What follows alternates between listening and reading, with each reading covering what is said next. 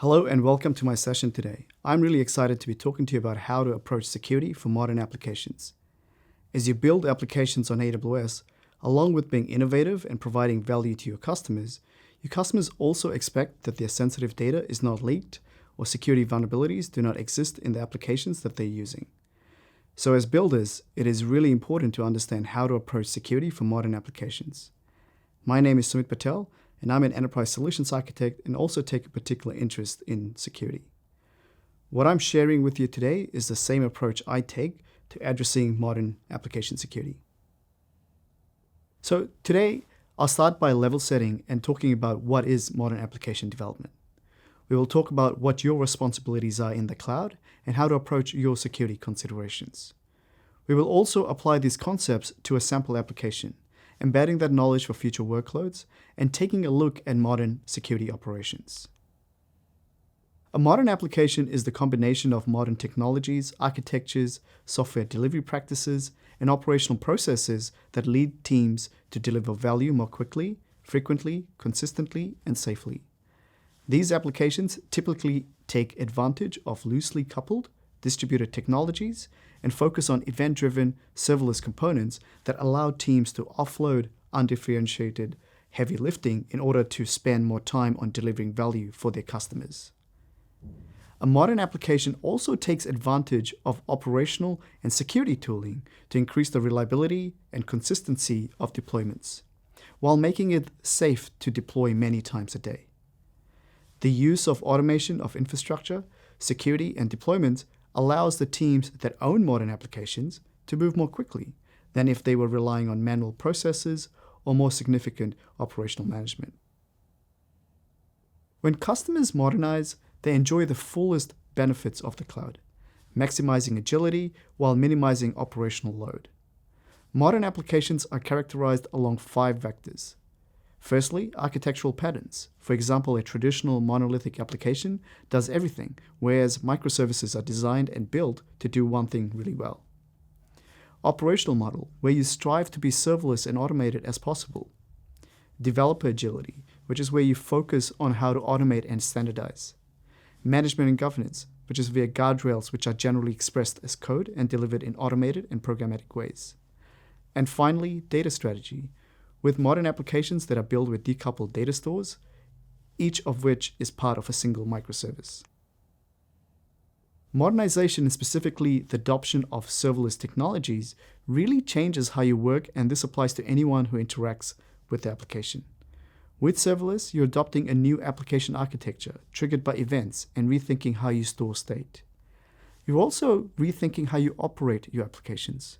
We've long said that with Lambda and the rest of the serverless portfolio, traditional components of application operations like server management are entirely eliminated. Over the years, many media analysts have posited that adoption of serverless technologies would result in operations-free applications, or NoOps. However, NoOps is not reality today. What is true, though, is that the role of application operators is different.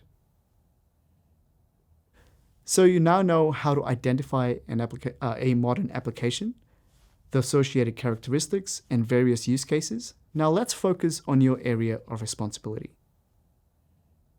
So this is the AWS shared responsibility model, where we represent the responsibilities of AWS, which is security of the cloud, and the responsibilities of the customer, which is security in the cloud. This version of AWS shared responsibility model might be slightly different to what you're familiar with, as it's focused towards the serverless components and the associated areas of responsibility. As I mentioned earlier, modern apps generally have a serverless operating model.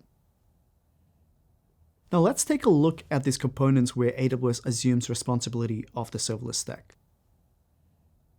Now this means you are no longer responsible for platform management, such as operating system patches. We also take care of the encryption of your code. Where you're not using VPCs, you don't need to worry about configuring firewalls unless you want to. For your responsibility with security in the cloud, this doesn't mean that serverless application security is effortless. It still takes work. Your responsibilities are to ensure you have robust application layer security, strong authentication and authorization, Pay special attention to your data encryption and integrity. Make sure you have sufficient observability of what's happening in your application and who's accessing your application. Now that you know what components you are likely to see in modern applications and what you are responsible for, let's take a look at how to approach your security considerations for the apps. So my recommendation is to align with the AWS Best Practices.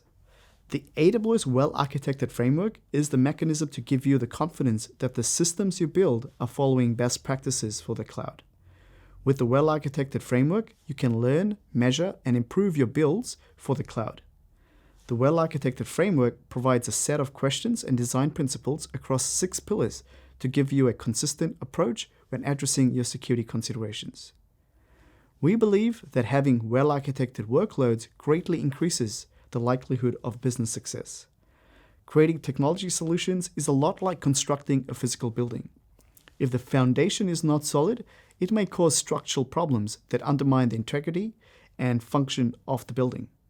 If you neglect the 6 pillars when architecting technology solutions, it can become a challenge to build a system that delivers functional requirements and meets your expectations. When you incorporate these pillars, it will help you produce stable and efficient systems, allowing you to focus on functional requirements. The focus of our talk is the security pillar. This is the ability to protect information, systems, and assets while delivering business value through risk assessments and mitigation strategies. With the security pillar are 5 best practice areas. They are identity and access management, detection, infrastructure protection, data protection, and incident response.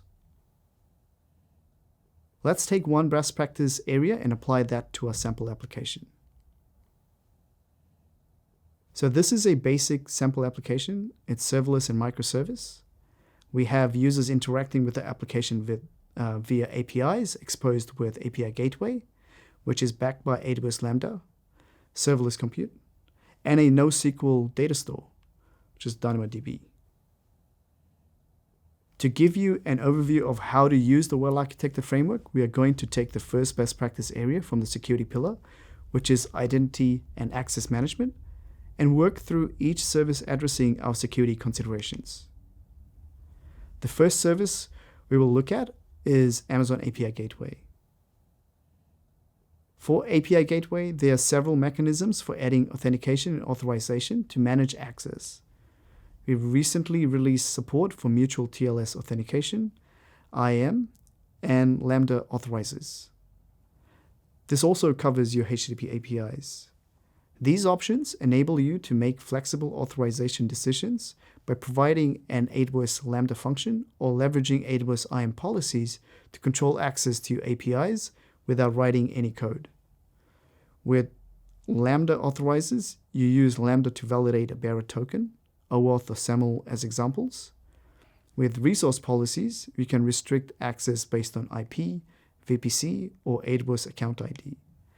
And with Cognito user pools, you can create a completely managed user management system, sync with enterprise user management via LDAP. So let's dive a bit deeper into Amazon Cognito and walk through how a sample application such as your mobile or web application can do authentication and authorization with Amazon Cognito. The first step that you're going to do once you've gotten to the authenticated portion of your application is you're going to generate that authentication request up to the Amazon Cognito user pool.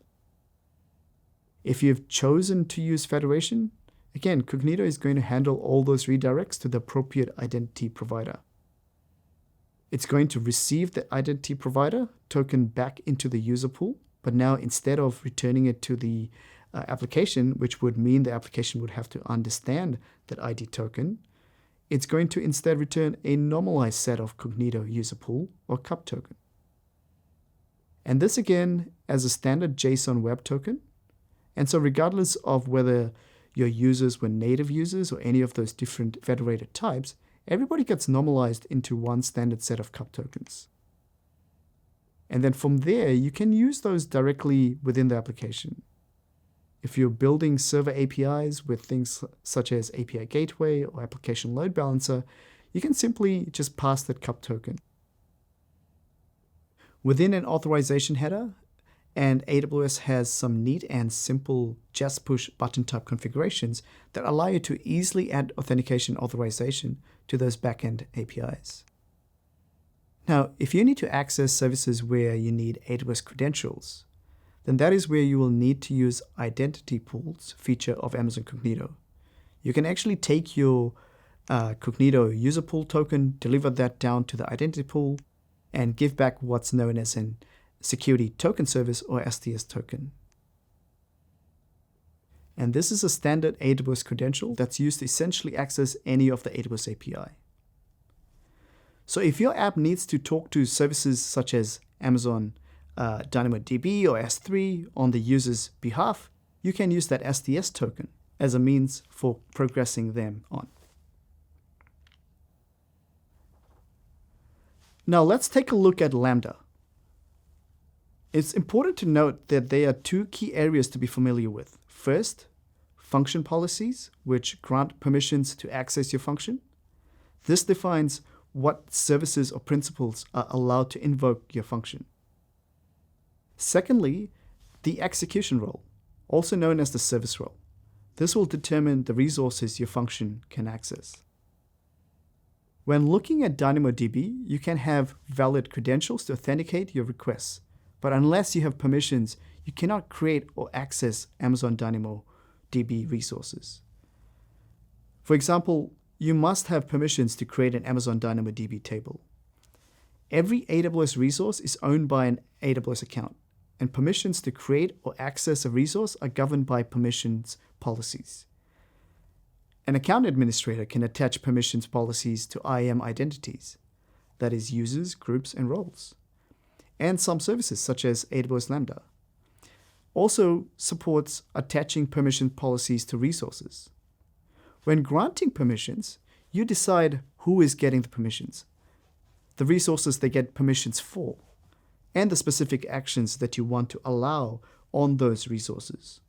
In DynamoDB, the primary resources are tables. Here's a permission policy in JSON notation. I'll read this one out with you. Are we allowing or denying? We're allowing. These kinds of statements are easier to read. What are we allowing? This looks like actions offered by DynamoDB. For what resources can we do these actions to? Anything for DynamoDB. In English, this is a pretty broad DynamoDB permission. You might wonder why this policy doesn't name any IAM principals, that is, users, roles, people. It says nothing about who. That's because I'm showing you an IAM policy attached to a principal. So that's who this would apply to. You can also restrict access to DynamoDB via secure Amazon VPC endpoints, but for now, let's try to scope this policy down by applying least privilege access. Here I've changed the DynamoDB permission to a couple of read permissions. Now we can read-write individual items in DynamoDB. Let's continue to scope it down a little bit more. Maybe this individual isn't supposed to read all DynamoDB tables in the account, which we know is the primary resource in DynamoDB. Maybe they should only have access to the table named myTable. You might be wondering, what's that long resource identifier? It's an ARN. We use it everywhere in IAM, and actually a lot of services use it to identify resources in AWS. In summary, we are allowing the call to the principal to take specific actions on a specific table. How do we learn more about what security consideration we should review, or how to write these policies? Let's take a look. Documentation is your friend. Each service has its own security section for this. For DynamoDB, in this table, there will be a row for every action, what resources in the field, and what conditions are available. We're going to have a closer look at this one. You can see the action available on what resource and the necessary ARN. For your compliance requirements, you can easily verify each service coverage. There's still action on your side to maintain the compliance regime. To assist you with this process, visit our compliance page for more information. Now it's time to focus on embedding what you've learned so that you have a consistent and repeatable approach for addressing your security considerations. Whenever we talk to people about how we transformed our development practices, they want to know how they can do it themselves. And the good news is, they absolutely can. Using the same tools that we built from our experience learning these lessons. We've built services to help with each stage of the development cycle. And we also have AWS Code Pipeline to manage the entire release process. So for example, AWS Cloud9 is a cloud IDE for writing, running, and debugging code. You can code with just a browser, code together in real time, and build serverless applications with ease.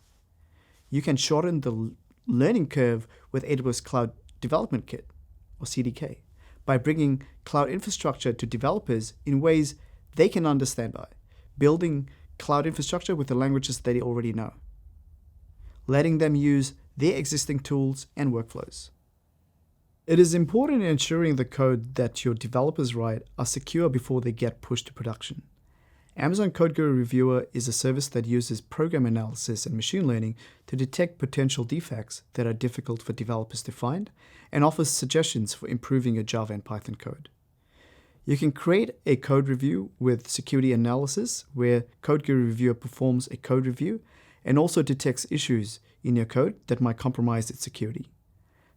Amazon Code Guru comprises of two services. Firstly, Amazon Code Guru Profiler, which helps developers visualize the application to find the most expensive lines of code that impact application performance. The second service is Amazon Code Guru Reviewer, which is a static analysis tool that helps improve code quality by scanning for critical issues, identifying hard-to-find bugs, discovering security vulnerabilities, and recommending how to remediate them. For code reviewers, developers commit their code as usual to the repository of their choice, for example, GitHub or AWS Code Commit, and add Amazon Code Guru Reviewer as one of the code reviews to initiate the security detection. These detectors identify security vulnerabilities in your code by using logic-based reasoning of code, using techniques from automated reasoning, a subdiscipline of artificial intelligence. They extend Code Guru Reviewer by providing additional security-specific recommendations to the existing set of application improvements that it may already recommend. When an issue is detected, a remediation recommendation and explanation is generated. This allows you to find and remediate issues before the code is deployed. These findings can help in addressing the OWASP top 10 web application security risks, with many of the recommendations being based on specific issues customers have had in this space. Some of the security detectors expand on helping by applying API security best practices, such as avoiding hard-coded credentials in API calls. By helping identify when you're not using best practices for common Java cryptography library. By inspecting code for insecure handling of untrusted data, such as not sanitizing user-supplied input to protect against cross-site scripting. And applying AWS best practices by bringing our internal expertise. As mentioned earlier, AWS API Security Best Practice Detectors inspect your code to identify issues that can be caused by not following best practices related to AWS SDKs and APIs. An example of a detected issue in this category is using hard-coded AWS credentials. In this code, the variables myKeyID and mySecretKey are hard-coded in the application. This may have been done to move quickly, but it can also lead to these values being discovered and misused.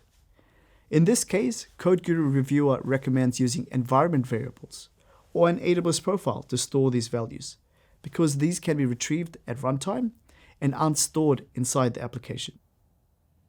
When working with sensitive information in cookies, such as temporary session credentials, those values must be protected from interception.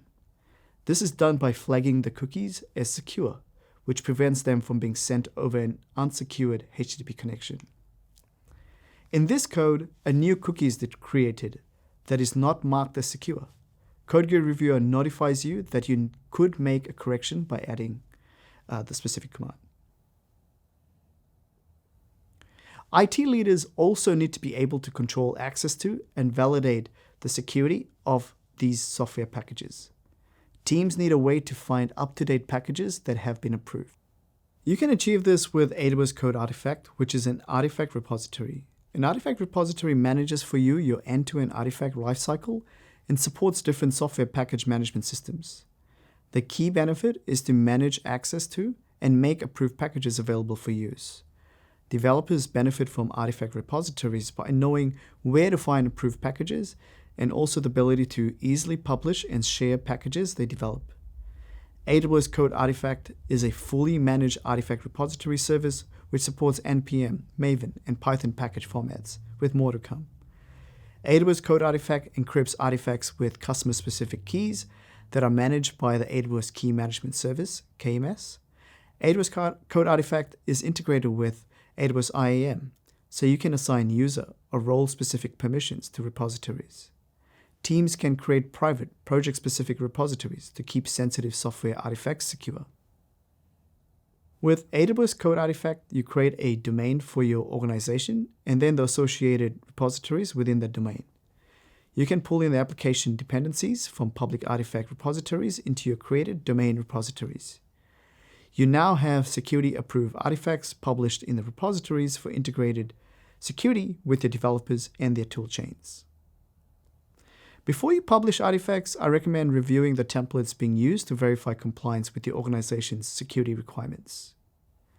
You can do this with AWS Confirmation Guard, which will validate your templates for compliance to your organization policy guidelines. AWS Confirmation Guard, or CFN Guard, is an open source command line interface tool that provides a policy as code language to define rules that can check for both required and prohibited resource configurations. It then enables you to validate your templates against those rules. For example, administrators can create rules to ensure that users always create encrypted Amazon S3 buckets. You can use CFN Guard either locally while editing templates or automatically as part of a CI/CD pipeline to stop deployment of non-compliant resources. In addition, you can use another open source CLI tool, CFN Guard RuleGen, to extract rules from existing templates that are compliant. You will notice you can also set it up as pre-deployment safety checks for your CloudFormation template resources. Here's an overview of the CFN Guard workflow. You have your CloudFormation templates. These can also be those synthesized by AWS CDK. You have your accompanying rules to check the template against. Then CFN Guard will run a review and generate a result based on the findings. Taking a closer look at the example, in this template, we have an EC2 volume resource with 3 properties listed: size, encrypted status, and availability zone. We are interested in the encrypted status. In the rule file we have one of the rules stipulating the volume must be encrypted. So we run CFN Guard, and when the review is complete, the results are generated. We can see the checks failed due to the volume not being encrypted. This is great, and you can now go and update the CloudFormation template to be aligned with your organization security requirements. So you've now optimized your CI/CD pipeline, but you're not going to be sitting in front of your screen all day and don't want to be a bottleneck. As a way to optimize visibility of events for developers and engineers, let's take a look at integrating with some common collaboration tools. With AWS Chatbot, you can receive alerts and run commands to return diagnostic information, invoke AWS Lambda functions, and create AWS support cases so that your team can collaborate and respond to events faster. This example workflow configures the custom action in AWS Security Hub, an Amazon Event Bridge rule, and an Amazon Simple Notification Service topic to tie them all together with the results delivered to Slack or Amazon Chime via AWS Chatbot. Later, I will share with you a link to a CloudFormation template that you can use to set this up all under 5 minutes. Here's an example of the results delivered in Slack. From Security Hub, this PCI check, it will check for existence of S3 buckets in the account. Within Security Hub, you can also turn on the CIS checks and this AWS Security Foundation checks. So what about bringing in other notifications? Here you can see the code build project environment variables should not contain clear text credentials. All right, so we covered off what is a modern application with associated characteristics, along with the 4 common stages. We reviewed the well-architected framework security pillar, the best practice areas, and using that approach across our serverless microservice app. And then to assist with your automation, we looked at embedding security into your CI/CD pipeline and receiving notifications from your infrastructure using AWS Security Hub, Event Bridge, an AWS chatbot to drive information directly to your developers and engineers via Slack or Amazon Chime. My call to you is to check out what I have shared on the resources section and go build examples available to you. So here are the links to the AWS Shared Responsibility Model, the AWS Well-Architected Framework, where you can get familiar with the principles and questions to ask when building your applications on AWS. Also the blog article, which covers off AWS Security Hub and the AWS chatbot integration with Slack. And finally, you can learn by getting hands-on with the AWS serverless security workshops. If you'd like to learn more about AWS, check out the AWS Skill Builder and certification pages. I'm Sumit Patel. I hope you enjoyed this presentation and thank you for watching. Please do take the time to fill up the feedback form and we can better understand your requirements from that. We look forward to engaging with you again at the next AWS event.